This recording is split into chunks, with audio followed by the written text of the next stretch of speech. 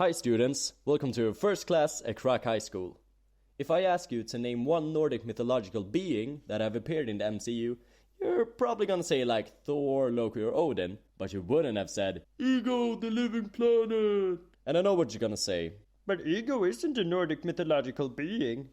And you're exactly right, but he is a useful segue to the one I want to talk about. First off, he wasn't even alive when it became a planet, or he didn't even exactly become a planet, more like a disc. So...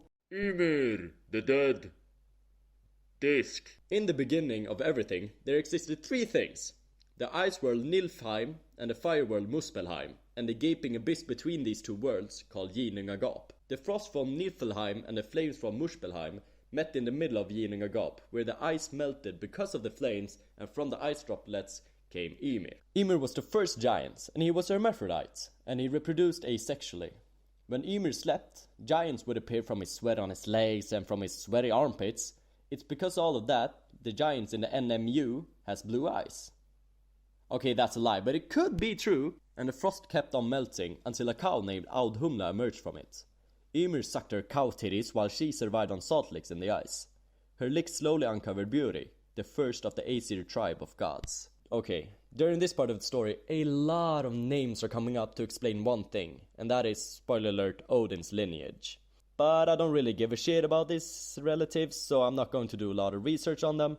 So if you get confused on who these people are, don't worry, it'll soon be over. Buri had a son, and it doesn't even say with whom, and the son was named Bor. Bor married the giant Bestla, the daughter of the giant named Belthorn. Bor and Bestla's half-god, half-giant children were named Odin, Vili, and Ve. Odin, Vili, and Ve were bothered that the giants outnumbered the Aesir gods. The three brothers realized the only solution would be to kill Ymir, so he could no longer grow more sweat babies. But because Ymir was so big and so strong, Odin, Vili, and Ve were like, Bravo 6, going dark, to ambush him during the night while he was asleep. My sources doesn't go in depth with how their fight went, but the three brothers succeeded. When they killed Ymir, all the blood spouted everywhere, and most of the giants drowned in their sweat daddy's meat juice. Now it was time for the three Aesir brothers to show off their creative side. They started to bodybuild. Well, not themselves, they used Ymir's body to build the world, so I guess that counts as bodybuilding? Ymir's blood became all the oceans, rivers and lakes. The flesh became the land, the bones became the mountains, the teeth were made into rocks, and the hair became grass and trees. Then for the cherry on top, they threw his brain up in the sky, and that became the clouds. They also threw up Ymir's skull, and that became the sky. But I hear you asking, But hey, who is holding up the sky? Great question. There were actually four dwarves that hold up the skull, named Nordi, Vestri, Sundri and Ostri. All roughly translating to North, West, South and Australia. But I hear you again. But hey, where did the dwarves come from? Another great question. Dwarves are basically meatworms that crawl out of Ymir's rotting body after he died.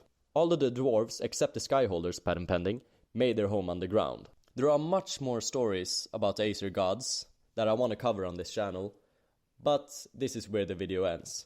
If you have any ideas for another topic, write them down in the comments.